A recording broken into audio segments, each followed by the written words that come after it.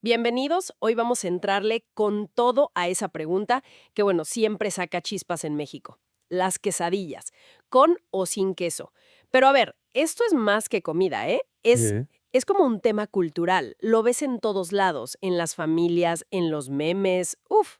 Vamos a revisar qué se sabe, qué dice la historia, la lengua, las regiones. La idea no es decir sí o no y ya. Queremos entender por qué tanto rollo. claro. Y para empezar, hay que decir que la división más, digamos, obvia es geográfica. Está la Ciudad de México y su zona, y luego, pues, casi todo el resto del país.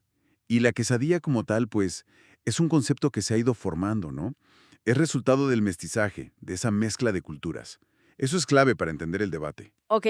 A ver, desmenucemos. Empecemos por la palabra, quesadilla. ¿De dónde viene? ¿Tiene queso en el nombre o no? Pues mira, el origen en español sí es bastante claro. Viene de queso, que a su vez viene del latín caseus, y se le añade el sufijo diminutivo illa. O sea, literalmente como quesito o una preparación pequeña que lleva queso. Hay menciones súper antiguas, desde la Edad Media en Europa, luego diccionarios españoles de hace siglos, siempre ligada al queso. Ahora, ojo, hay que tener cuidado con lo que llaman la falacia etimológica. ¿La qué? La falacia etimológica. O sea, pensar que el significado original de una palabra es el único válido para siempre. Pero pues no, la lengua cambia, evoluciona con el uso. Ah, claro. Pero, ¿y esa teoría que siempre sale del origen náhuatl, el famoso Quetzaditzin? ¿Qué onda con eso? ¿Es real? Esa es un mito muy popular, pero no tiene base. La palabra Quetzaditzin como tal pues no existe en los registros del náhuatl clásico. Además, el náhuatl clásico ni siquiera tenía el sonido de, y el sufijo illa pues es 100% español. La palabra para tortilla en náhuatl es tlaxcali.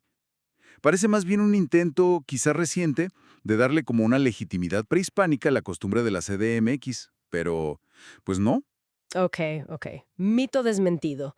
¿Y las academias de la lengua qué dicen hoy? ¿Se meten en la bronca? Sí se meten, pero desde una postura descriptiva. O sea, no dicen cómo debería ser, sino cómo es el uso. La RAE, la Real Academia Española, dice que es una tortilla rellena, a veces de queso y a veces de otros ingredientes.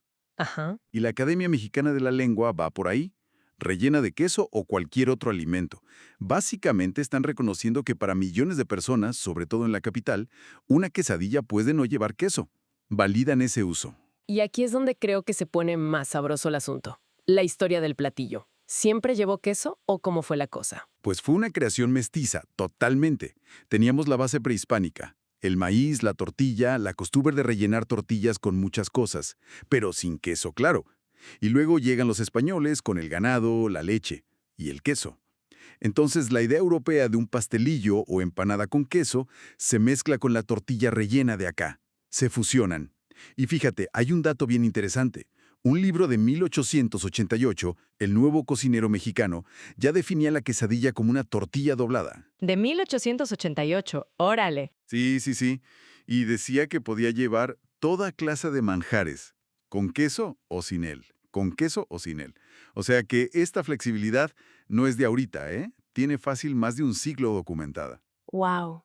Eso cambia un poco la perspectiva.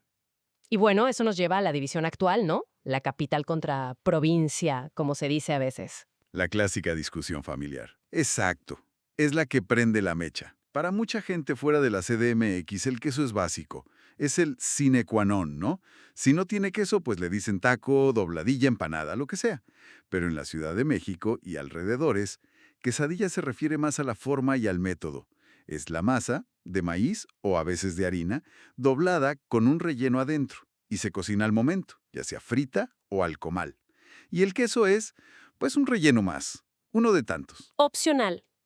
Quizá tuvo que ver algo económico o simplemente la cantidad enorme de guisos que hay en la capital. Entiendo. Entonces, si en la CDMX no es el queso lo que la define, ¿cómo la distinguen de un taco normal?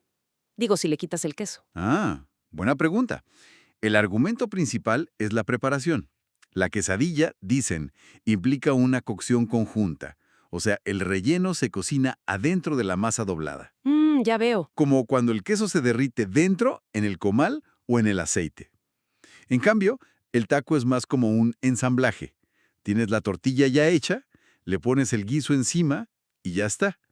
Si tú derrites queso aparte y lo pones en una tortilla, para ellos eso sería un taco de queso fundido, no una quesadilla de queso. Además está la forma, ¿no? Muchas quesadillas chilangas son como ovaladas, alargadas. Claro, la forma también cuenta. Y bueno, con Internet y las redes sociales, este debate explotó. Uf, ni me digas. Los memes, las discusiones, se ha vuelto casi una bandera de identidad regional. Defender tu postura es ser chilango o provinciano. Hay chefs conocidos que opinan, claro. Edmundo Escamilla dice que es una costumbre local válida, la de la CDMX. Enrique Olver es más purista, defiende el queso.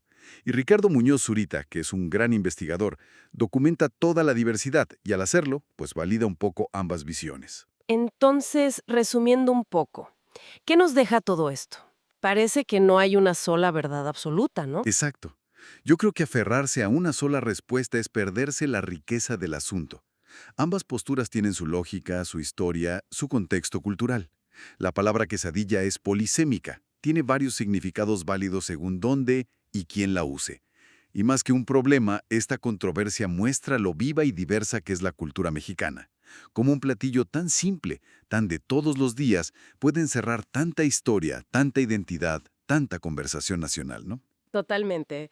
Y nos deja pensando, ¿cuántos otros platillos que creemos conocer tan bien tendrán historias parecidas, complejidades escondidas, quizás esperando a ser el centro del próximo gran debate que nos haga cuestionar lo que comemos y por qué lo llamamos como lo llamamos? Algo para seguir probando y platicando.